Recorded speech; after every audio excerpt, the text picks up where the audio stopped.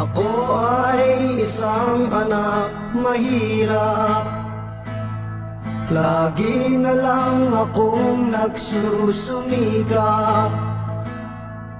Ang buhay ko'y walang sigla, puro na lang dusa. Paano na ngayon ang buhay ko?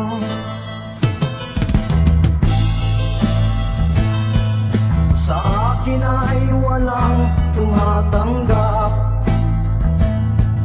mababa raw ang aking pinag-aralan.